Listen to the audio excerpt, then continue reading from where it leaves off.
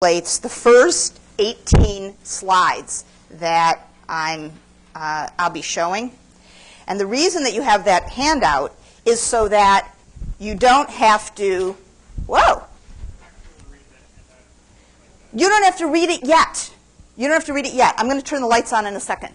What you have to do right now is follow along by staring at the screen. So it's good that it's dark. You're not even tempted to look at your handout and try to write stuff down at this exact moment. Pay attention to these events. And here's what we're going to do. In each point, for every single event, I'm just going to be going around the room. I think I'll start with this middle row. I'm going to start with you, okay? And you're just going to react to the event.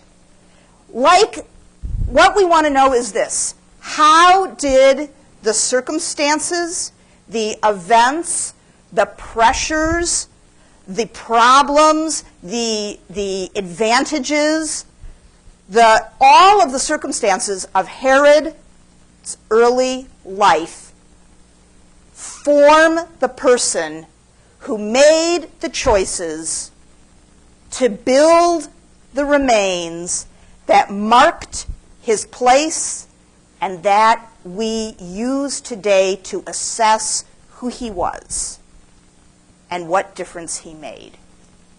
So, Alexander Jannaeus, whose coin you see up here, appoints Antipas, the father of Herod the Great, strategos of Idumea, and Herod is born here in 73 BCE. Immediate reaction?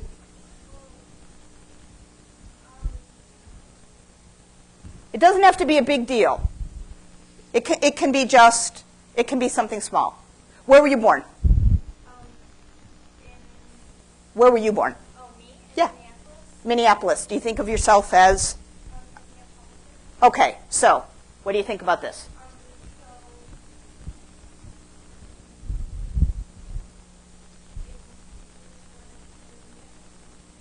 Herod is born in Idumea. He's an Idumean, meaning he's not a Judean.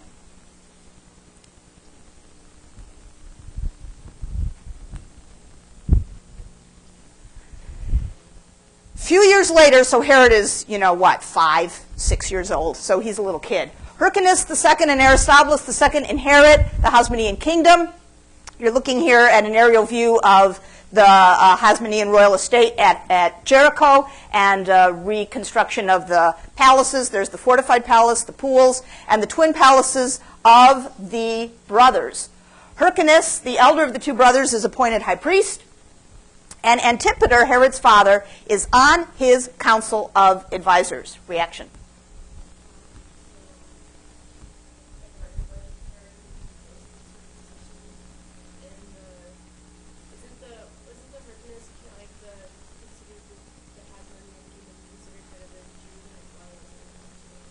You can call it Jewish by now. Okay. So even though he's not a Judean, by birth he's already kind of coming into the council of... You could say, in effect, that's good. You could say, in effect, that he has a birthright of power. He has a dad who's connected at the highest level with the heads of the Hasmonean kingdom. Yeah.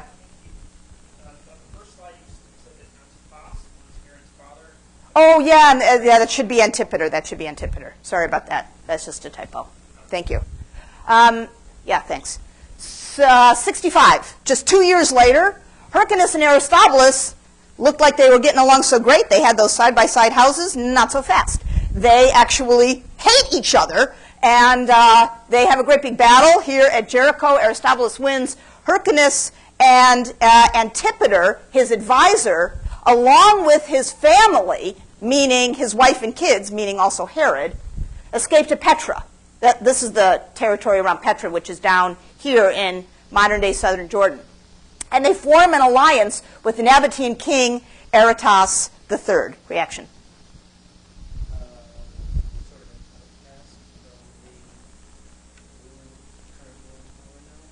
He is sort of an outcast. So his family is on the outs. What else?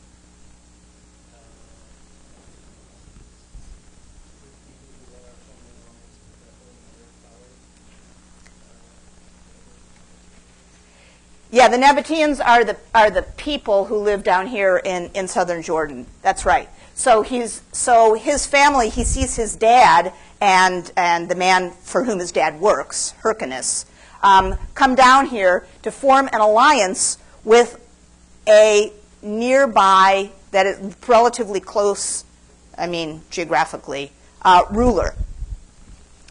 This is already an indication. He's on the outs, but there are options. And this is the way it works. Personal appeal to the highest person that's got authority that can help you. You don't go from the bottom up. I mean, here he watches his dad and Hyrcanus immediately go to a neighboring ruler and make a deal, make an alliance.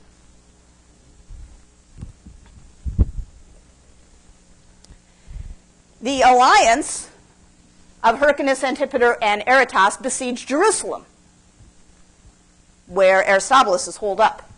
The turmoil draws the attention of the Roman Senate, who dispatched the general Pompey to restore order. So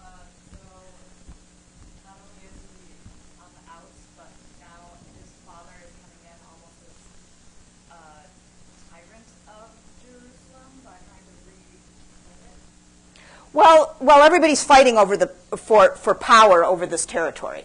Hyrcanus and Aristobulus are fighting for power over this territory. Hyrcanus has allies, specifically Aretas of the Nabatean kingdom. So the two of them are fighting back and forth here.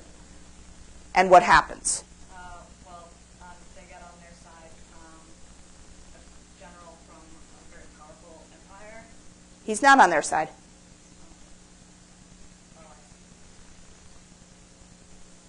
So what's the lesson? So here's young Herod. He's 10 or something. Not even quite. Don't mess with the established authority. Yeah. Well. Yeah, make a commotion. The Romans will come. Who are the Romans? Where have they been? Have we seen them? No. We have not. And in fact, who is the largest established political entity in this region? Well, at the moment, the Hasmoneans are fractured and fighting over. Not only are the two purported heads fighting one another, they're fighting in the actual capital. So, I mean, anybody who's living in the outskirts around it must not think that in the center is not holding, right? But who's down here? Egypt. Who's in charge in Egypt? The Ptolemies. Who's up here? The Seleucids. Right. That is the world of the Hellenistic East, which we are still in. So what is the deal with this fella? What is going on? I mean, this is a guy who comes in geographically, literally out of left field, across the Mediterranean, and says, yeah, you don't know me, but I'm the new sheriff in town. And you guys, this is not okay. I'd say it's like a potential power to exploit. He saw his dad making an alliance with, just going on top now. Here's this guy who has no investment in the area, but is able to get drawn in with large military power and support. Absolutely. That is the sort of person who is going to attract your attention. I mean, with the kind of turmoil that young Herod, the young boy Herod, has already been exposed to, this is a very interesting development. Absolutely. So in 63, Pompey surrounds the city with a siege wall, and after 3 months, with a siege wall and a whole bunch of Roman legions, and after 3 months, he takes Jerusalem. And he captures the guy who he considers to be the bad guy, Aristobulus, along with the young sons of Aristobulus, Alexander and Antigonus.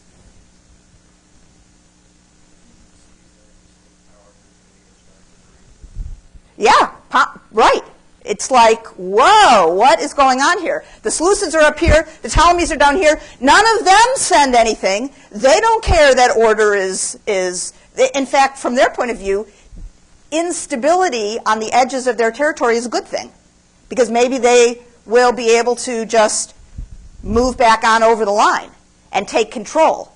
So they stay on the sidelines. They wait to see how it's all going to play out. Meanwhile, the Romans sail in from the west and say, instability bad, commotion bad. We'll just take over here now. We'll just be in charge. Immediately thereafter, after that successful capture of Jerusalem in 63, Pompey establishes a new Roman province here in the area of Syria. Judea, the area of Judea, is left out of the province, but that is just Judea proper. So even Samaria, the area of Samaria, is brought up into this new Roman province that's established. A governor is sent from Rome. And that's the end of the Seleucids. Yeah, that's the end of the Seleucids. But not the Ptolemies. Absolutely not. Yeah, so the Ptolemies are still here. All right. 59, just a few years later, Pompey, at the height of his power. I mean, here's a guy who comes all the way from Rome over here, dusts everybody off, puts all the fighters back in the corner, takes the bad guy away, takes some people back to Rome, restores order, makes a new province. This guy looks supremely powerful, totally authoritative. And he, along with Caesar and Mr. Moneybags, Crassus, anybody here see the HBO program Rome? Any of you guys watch Rome? It's worth watching. I recommend it. We should have a special night to watch Rome. Well, Crassus is very hilarious in Rome, in my opinion. Not as hilarious as Cicero, though. Not that he has anything to do with our story, but he's a very funny character. Okay, Crassus is the dude with the money. Pompey and Caesar are the folks with the power. Generals, experienced generals, lots of army. The three of them form a sort of stopgap governmental group in Rome called the First Triumvirate. Pompey essentially is in charge of the area in the east, and Caesar is in charge of the area in the west.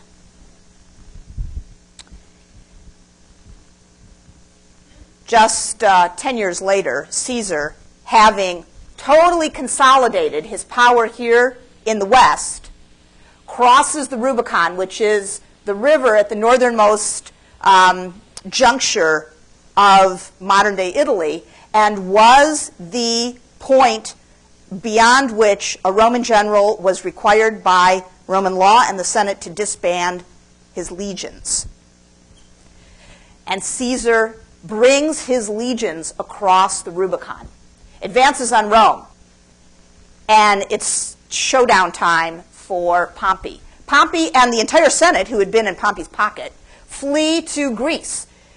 Caesar then takes the captives that Pompey had brought, Aristobulus and his sons, along with legions, into his camp and sends them back here, back to Judea. Pompey has the governor of Syria poison Aristobulus and behead Alexander. Reaction.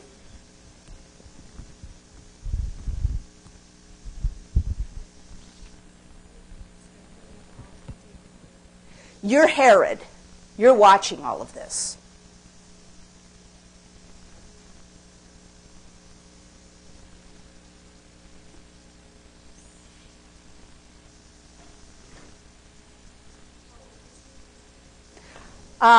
He's in his teens.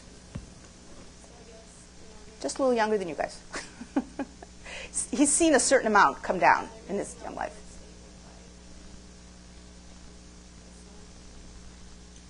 So you're Herod. What lesson do you derive?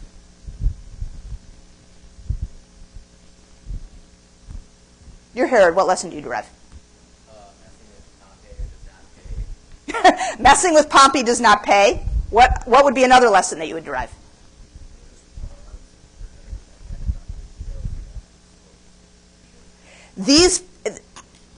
Herod, his dad, even Hyrcanus and Aristobulus, they looked big.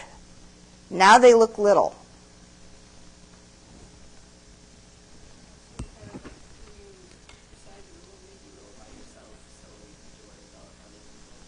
Being on your own is good. Yes, being on your own is good. And this is a fast plunge into the deep pool of power politics. 1 year later, now Pompey has looked like he's got firm control of things. He is the person who had, the governor of Syria, of course, is in his pocket because Pompey is the person who put the governor of Syria in charge. He was the guy who was in charge of the entire East. But in 48, Caesar and Pompey and their armies meet at Pharsalus in Greece, in northern Thrace, just about there. And Caesar wins an overwhelming victory. Pompey escapes to Alexandria and is murdered. Reaction.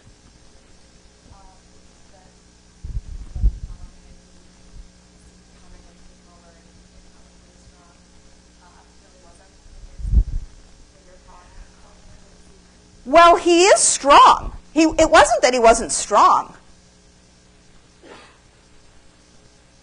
I mean, it's true he loses.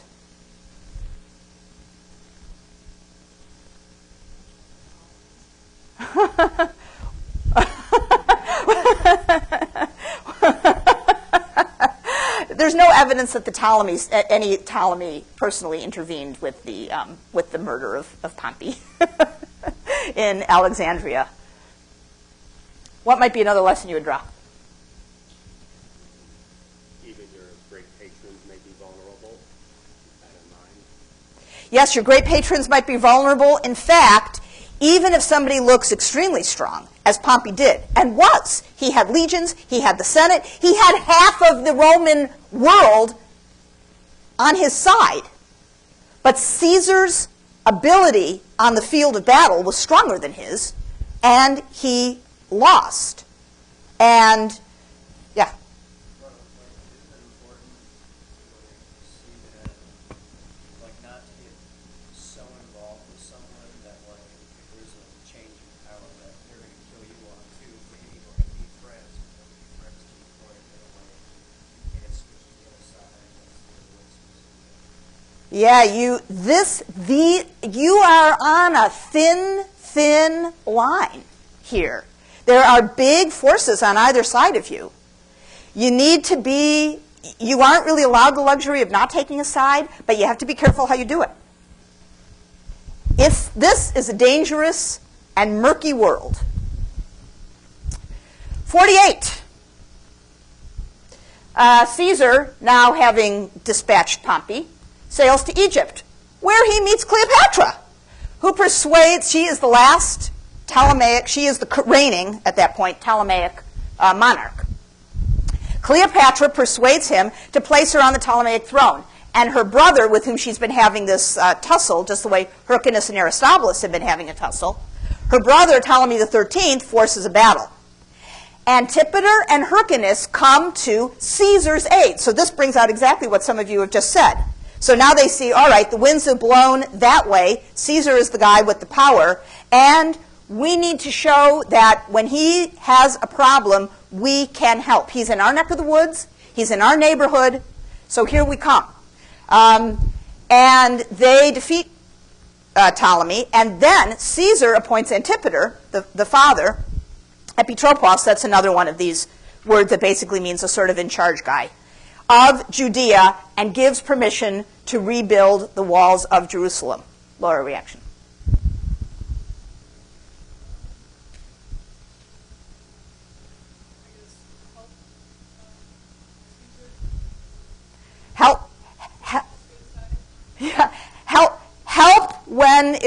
Help when you can, and when you do, large good things may come your way. So it's not Hyrcanus who gets put in charge, it's Antipater. See that?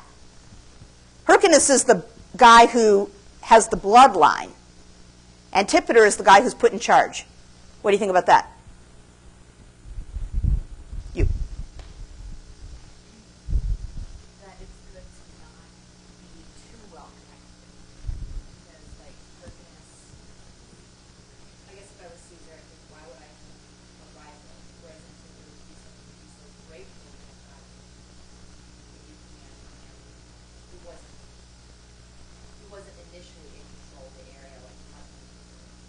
You know, that's an interesting point, and that could be that Herod suddenly can learn. What can Herod learn from this? That a person who is put in charge of a region does not necessarily have to have inheritance rights. Antipater, in the sources that we have, was a very savvy dude. He was like somebody who today would be a dean. You know, he has a lot of administrative skill in an academic environment. He would, except that he would never tolerate that, probably not enough power. But he had a lot of administrative skills, or at least according to our sources he did. Hyrcanus was sort of a joker according to our sources. Of course, our sources are not really friendly to him, so a little hard to tell how serious that is. But it's a matter of competence over bloodline. And competence can trump bloodline. And that is a very interesting another lesson for the young Herod to take. The very next year, Antipater appoints his eldest son, Phasael, in charge of actually the central part of Judea, Jerusalem and its environs. Herod, the younger, is made governor of Galilee, this area up here. Just a few short years later, Caesar is murdered in Rome. Cassius, who was one of the conspirators, comes east to collect legions. He levies huge tax burdens on the region's cities. Antipater is assigned to pay 700 talents. Let's just say that's a lot of money. And he divides the collection among his sons, Herod and Phasael, and this guy named Malchus, who was a powerful supporter of Hyrcanus. Malchus bribes the cupbearer of Hyrcanus to poison Antipater when the two are dining together.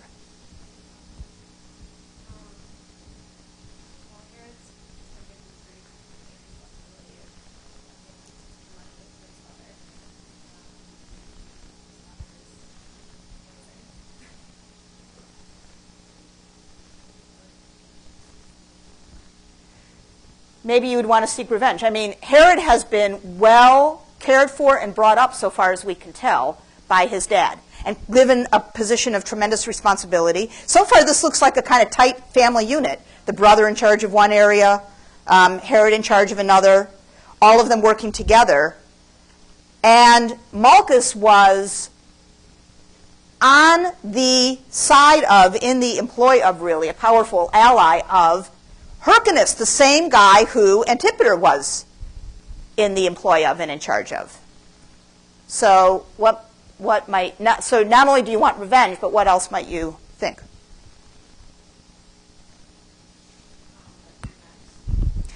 You might worry.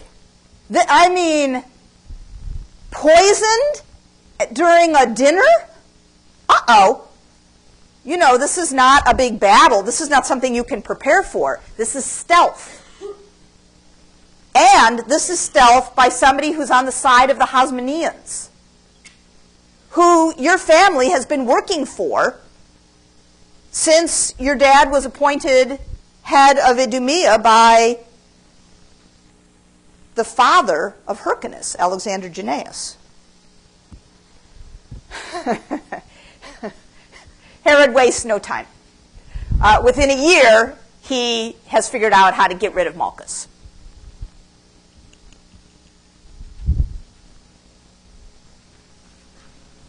In that same year, Cassius and Brutus, the people who had assassinated Caesar, are defeated by Mark Antony and Octavian, Caesar's nephew, at Philippi in northern Greece. Big battle.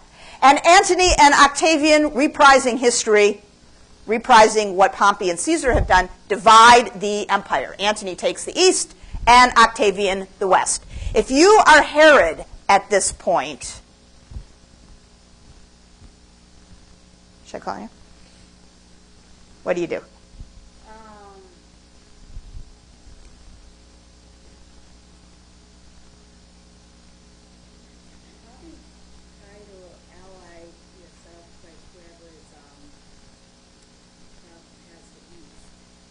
Probably try to ally yourself with whoever has the east.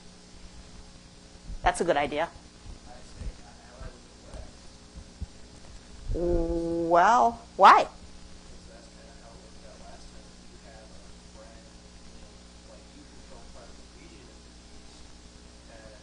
Well, here's the part of the region that they've got. And here's the part of the region that Antony has. Well, I know, but like the West, like he knows that like eventually something is going to happen, just based on past history. Like people aren't usually content sharing that. You got to make sure he doesn't get smushed before anything happens. Yeah. It's true. I mean, he's definitely, all right, he's already seen, he's like a player at a very fast tennis match. He's already seen a lot of stuff go back and forth. You're right, something's going to happen. You're right, he can't sit on the sidelines. He has to ally himself with somebody. But the question of who to ally yourself with, that's an issue. Yeah? Well, another really important thing is to disassociate yourself with Cassius and just boss.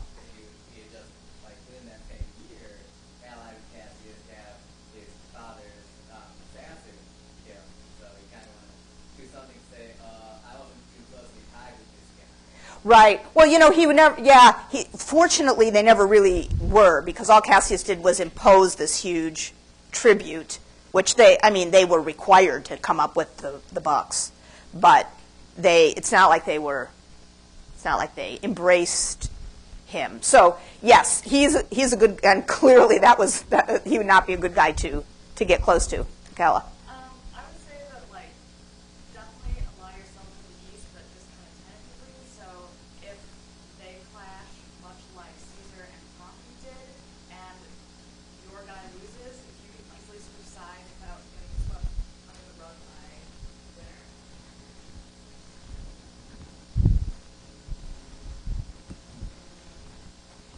The very next year, Antony is here at Nicomedia in Bithynia. That's his winter headquarters, and Herod goes to meet him there, so he does not follow your advice. He follows your guys' advice.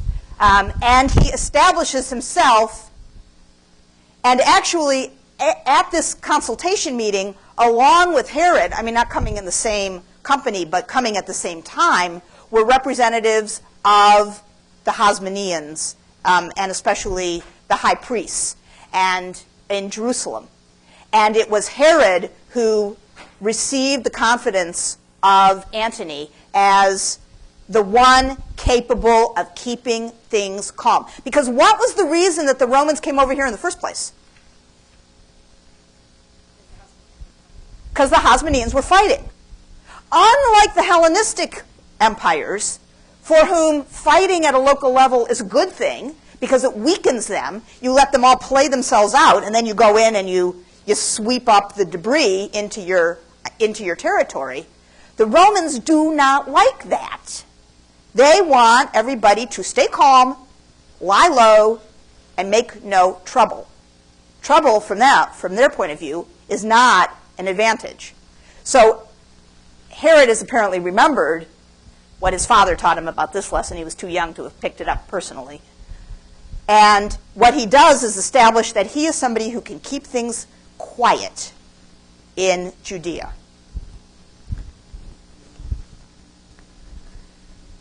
Antony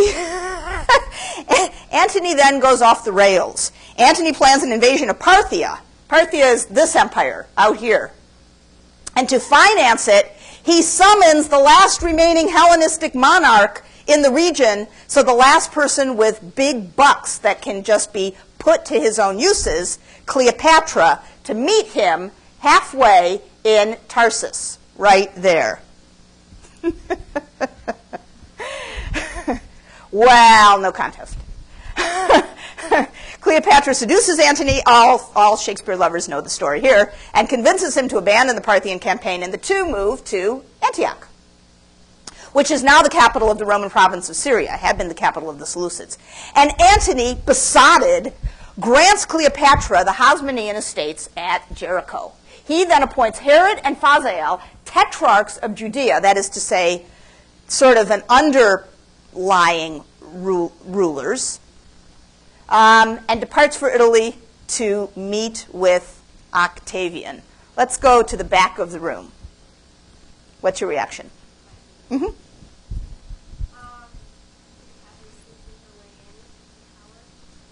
Cleopatra is sneaking her way into power. And if you are Herod and she's here and you're here too, what's your feeling? What's your tactic? What's your approach? Well, you might be looking to form another alliance, perhaps. 'Cause I mean, if she's associated with like Antony, they already have a mutual. Bud?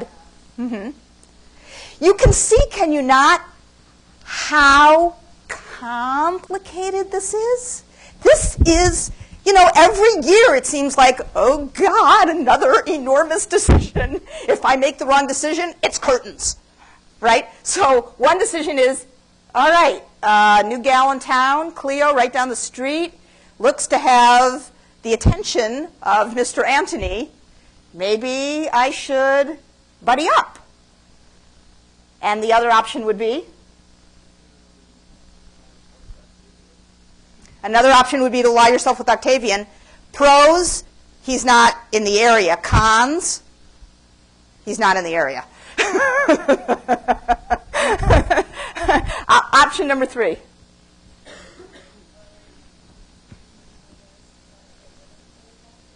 Try to get rid of Cleopatra. Pro, she's in the area. Con, she's in the area.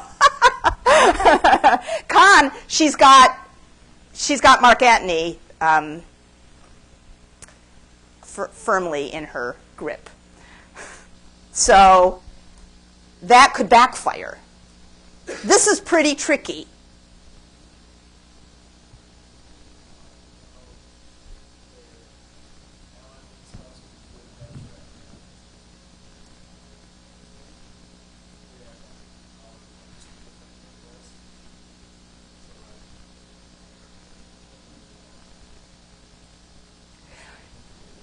Here's what Herod does.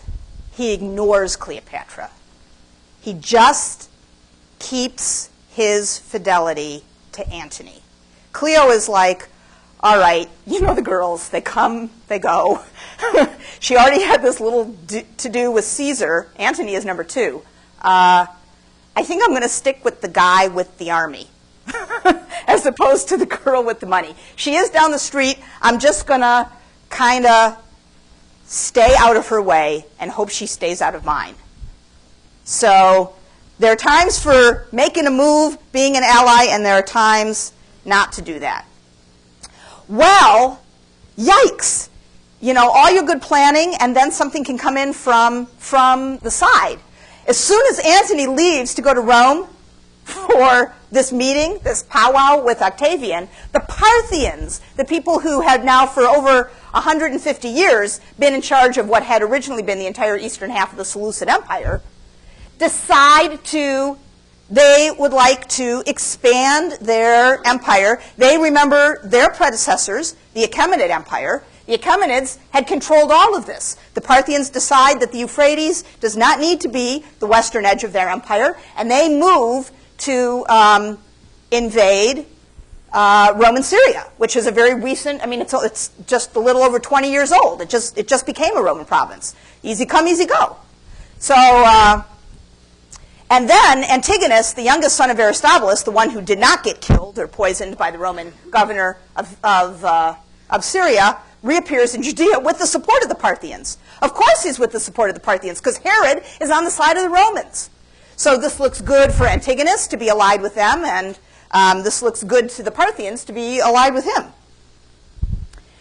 And Herod suddenly has this completely other problem on his hands. He and his brother have to battle Antigonus, this last Hasmonean dynast in Jerusalem. The Parthian king, Pacorus, summons Hyrcanus saying he wants to make peace. And when Hyrcanus, accompanied by Phasael, Hyrcanus, remember, is Antigonus' uncle. He's the brother of his dad, Aristobulus. Accompanied by Phasael, arrives to meet Pacorus. They are both put in chains. Hyrcanus' ears are cut off, and Phasael, Herod's brother, kills himself. Reaction.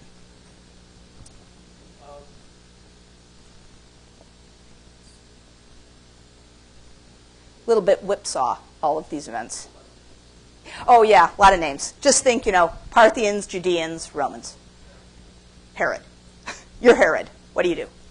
What do you think? I mean, not what do you do. What do you think? Like, now you're sitting in your tent, the battle is over, and you are reassessing. Do I learn a lesson from this? And if so, what? Stand up.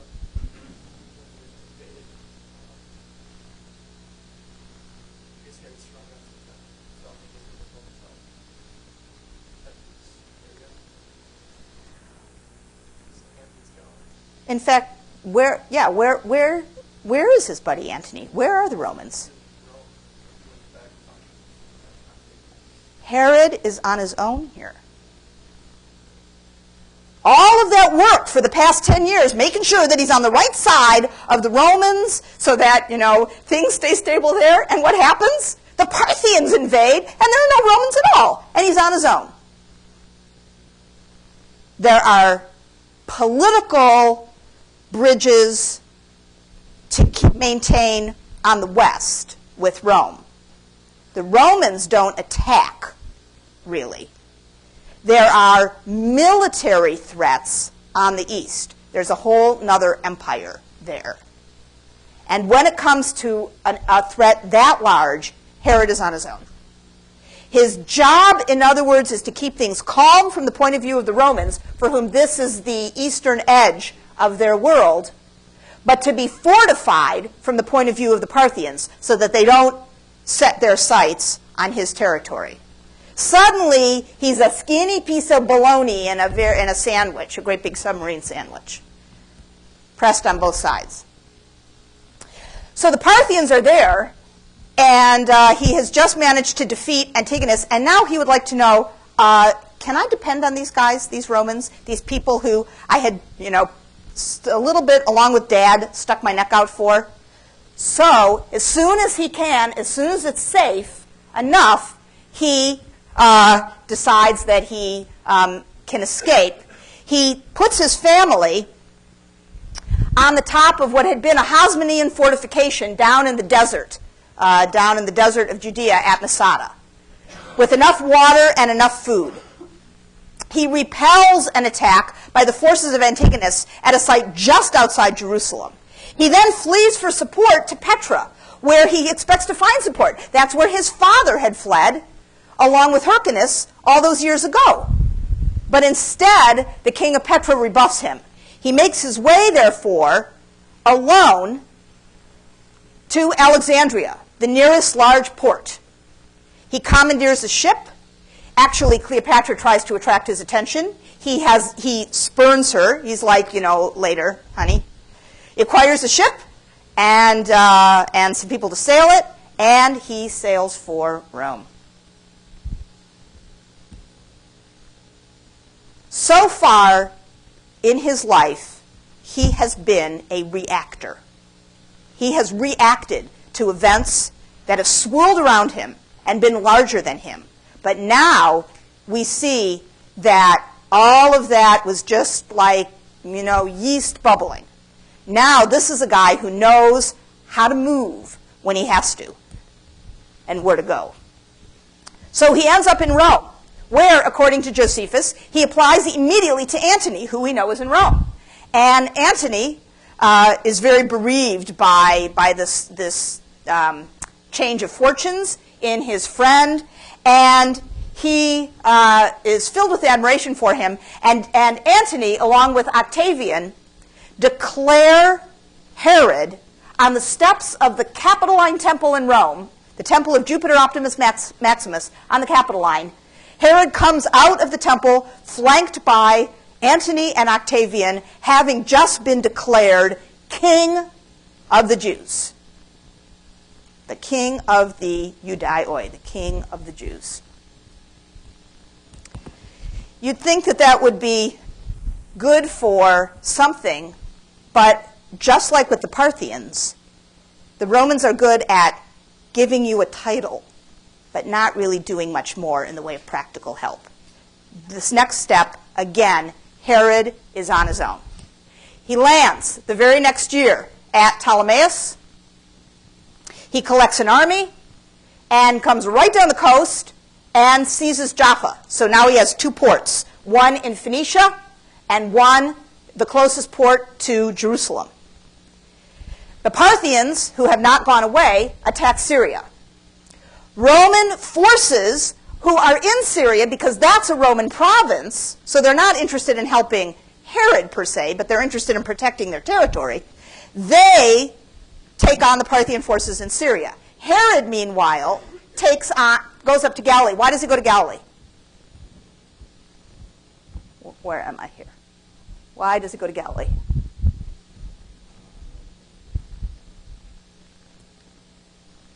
You're Herod. You've landed here. You've taken this. Now the Romans and the Parthians are up here. So he's here. He could just go straight to Jerusalem. Why doesn't he? He goes to Galilee. What's up?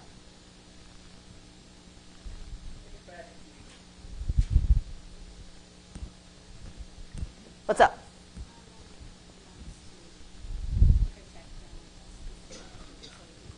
He wants to protect them? I'm not sure he's really thinking about them.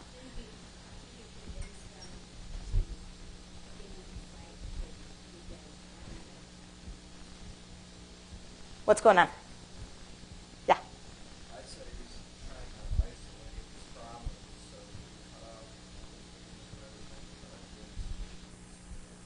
Right, so Antigonus might be able to get the Parthians to come through here, Michaela.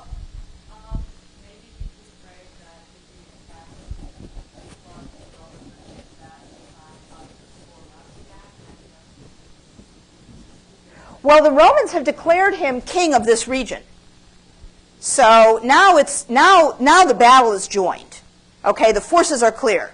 It's the last Hasmonean, Antigonus, and the Parthians. The Parthians are here. Antigonus is here.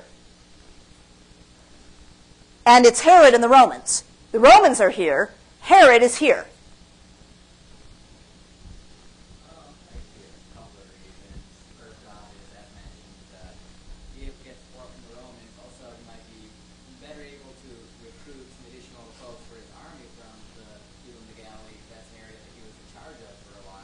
He was in charge of Galilee. That's right. That's right. So that's a power base for him. Maybe he gets people. That's your argument. That's Emily's argument. Maybe that's a place where he can recruit. And maybe also it's a bulwark. Maybe it's a way to make sure that that area is stabilized before he takes on Antigonus down here in Jerusalem. Whatever it is, it's canny. It's indirect. It's strategic. He's thinking here. He's not just going straight out. I'm here. I got the Romans at my back. Here I come to Jerusalem. He has seen enough to know that that's just a little too fast. You better shore up the outskirts. You better protect the flanks before you make a move. Then, from Galilee, he comes down to Samaria. Whoop, there, Samaria.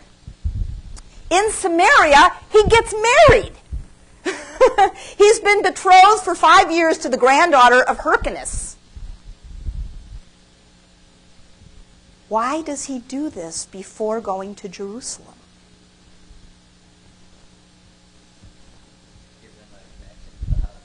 Sure. Right. I mean, where was this guy born? Idumea. He's not a Judean. That's right. He marries into the family before he goes and takes on the relative of his new wife, Antigonus, in Jerusalem. After an assault of 55 days down there, Antigonus and his forces are defeated. Antigonus is taken to Antioch and killed. You would think everything would be great now, but not so fast. Octavian derives Antony's supporters from Rome. And just as with Caesar and Pompey, the two people, you would think a half an empire would be enough, but no. Antony's supporters are driven from Rome, and war is declared on Antony and Cleopatra. Both sides advance to Actium in northwestern Greece and prepare for a final showdown. And Herod is expected now, flush, 5 years away from solidifying his grip, political and military grip on Judea. Now that receipt comes due. I owe you, Antony says to Herod. Come on, bring your men. But fortunately, in the spring of that year, there's a huge earthquake in the Rift Valley. We can see the effects of the earthquake, for example, in the pantry at Qumran, where all the dishes fall off the shelves and, 1,000 of them break and are just left there.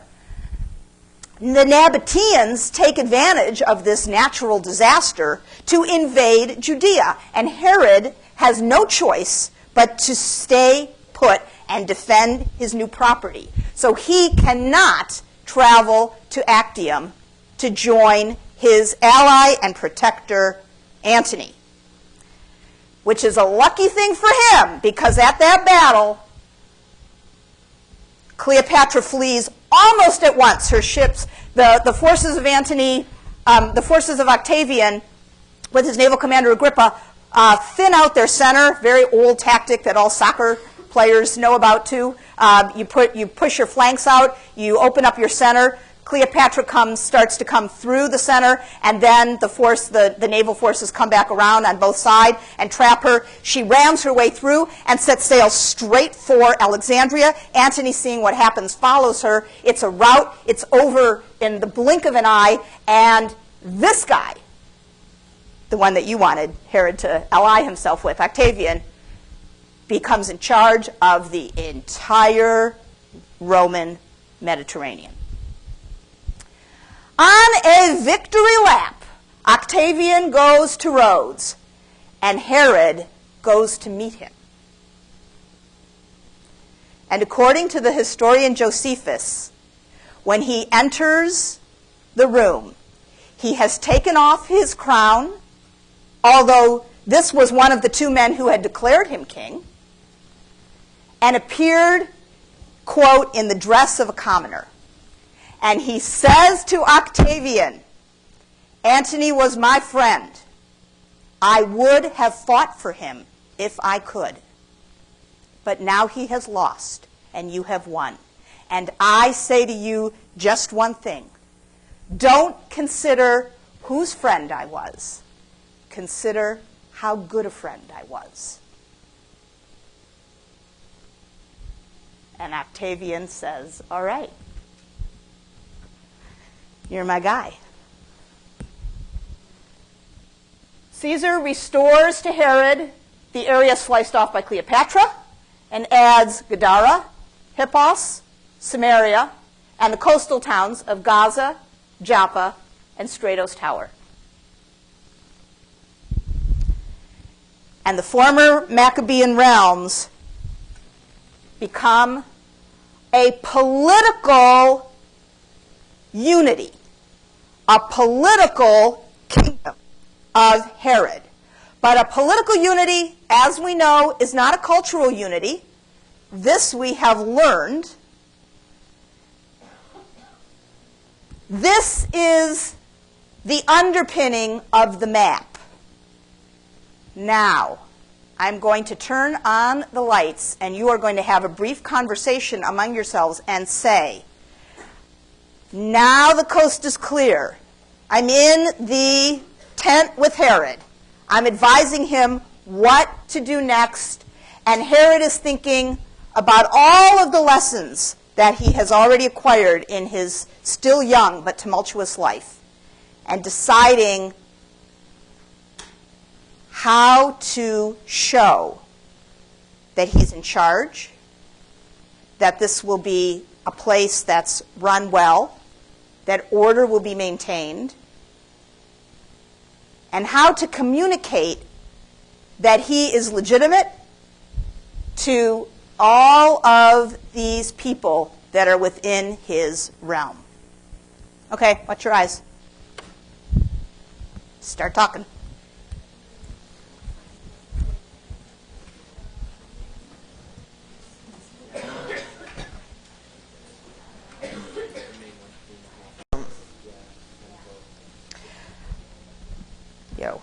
Okay, so 1, 2. Yes. All right. So you're an advisor to Herod.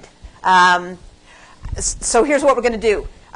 Somebody is going to give me a piece of advice for Herod, do this, and then somebody thinking, being Herod is going to say but or yes, because of this circumstance or that circumstance. So give us a piece of advice.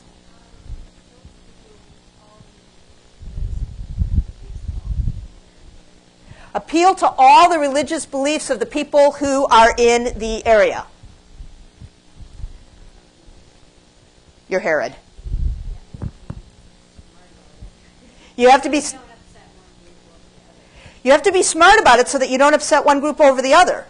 Right, exactly. Very good. Okay, we're going to see that Herod does that. Advice. You in the back. Yes.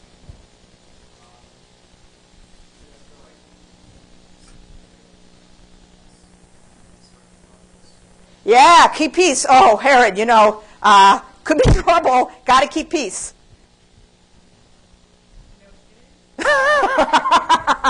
You got it. Yeah. How should we do that? Where should that? So, what should that mean?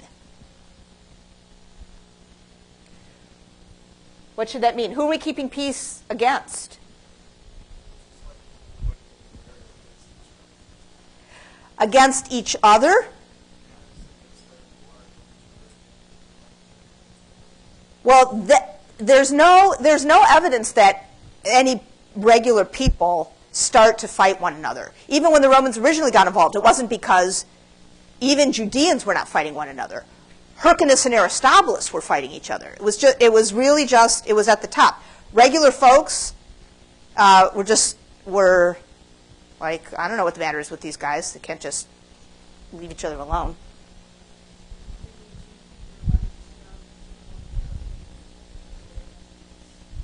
The alliance with Rome, so looking west, but that's not an area of military threat. That's a political alliance that you want to keep straight. But it's from this direction that you might worry about some military problem. And indeed, there's going to be a lot of fortified sites on this side, but none on this side. So that's absolutely correct. Another piece of advice.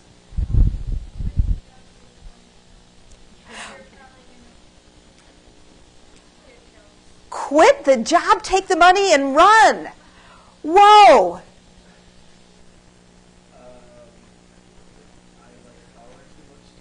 I think so. Yeah. You're goodbye. You lose your job.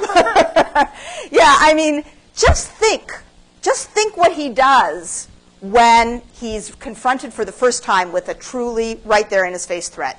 Antigonus and the Parthians are in Jerusalem. And he has one battle right outside Jerusalem where he defeats Antigonus. And then he, within a year, moves his entire family to the safety of Masada, goes to Petra to appeal for help, is rebuffed, goes to Alexandria, rebuffs Cleopatra, commandeers a ship, and sails to Rome. At the wrong time of year. Oh, yeah, that's right. That's right. I always forget that point. Yeah, this is not a guy you want to play poker with. This is the guy who, knows about power and plans to get it, and when he gets it, plans to keep it. Make sure you do show yourself to be a friend of Octavian, particularly not just Rome, but... Yes, power is personal. This is a world where power is personal, and that is a lesson that he's learned from his father's knee.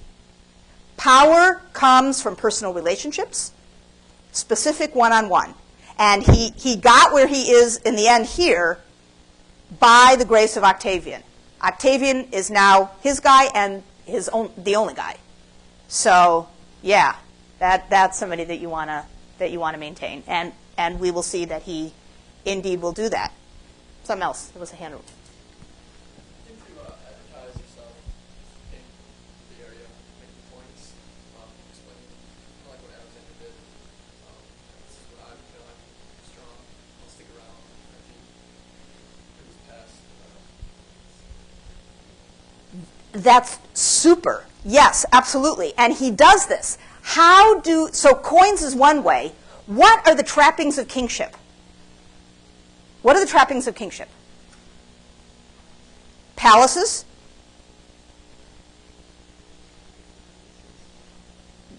high-level alliances. In this part of the world, this is a part of the world of empires, large empires, old empires. Every empire had a capital. Every capital had a palace. Herod builds, let's see, 1, 2, 3, 4, 5, 6, 7, 8, 9 palaces. You get promoted.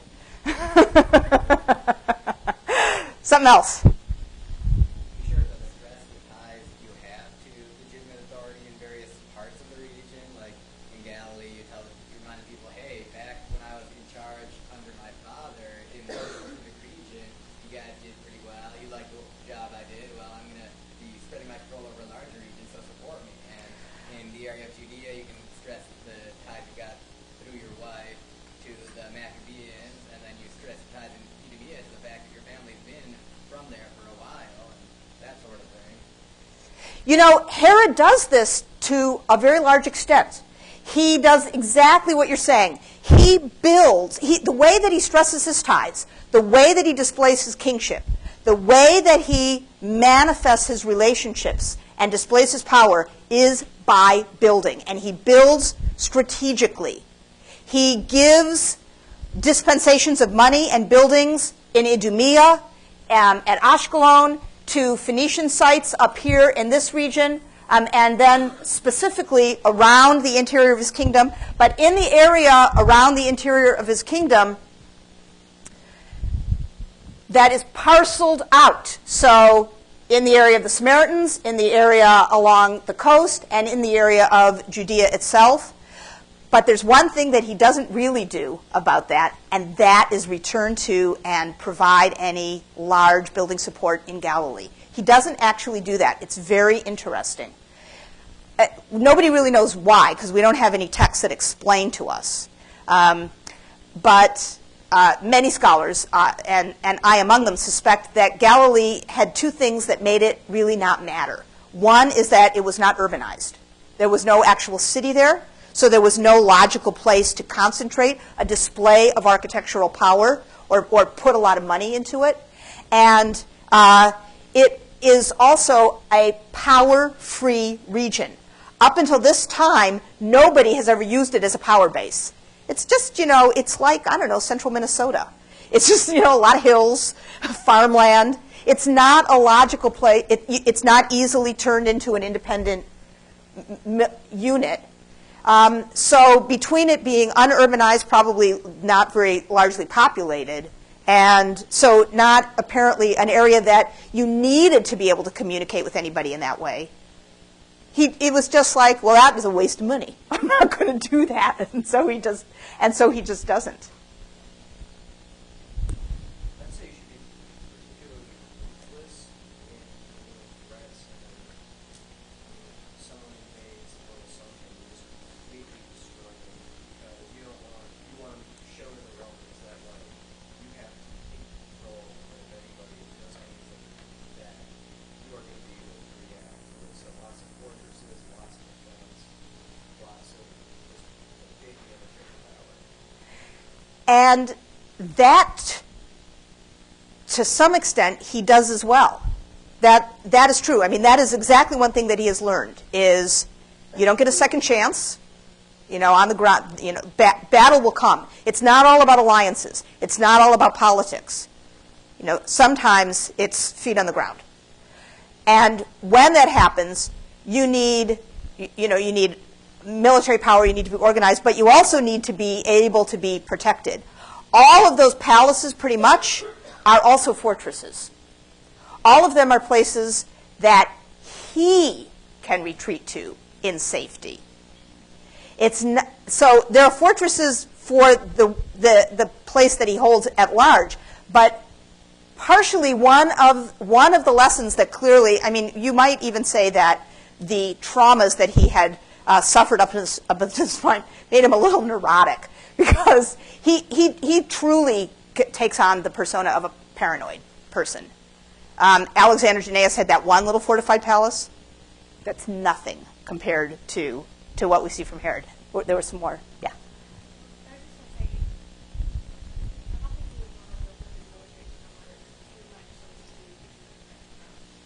That's right.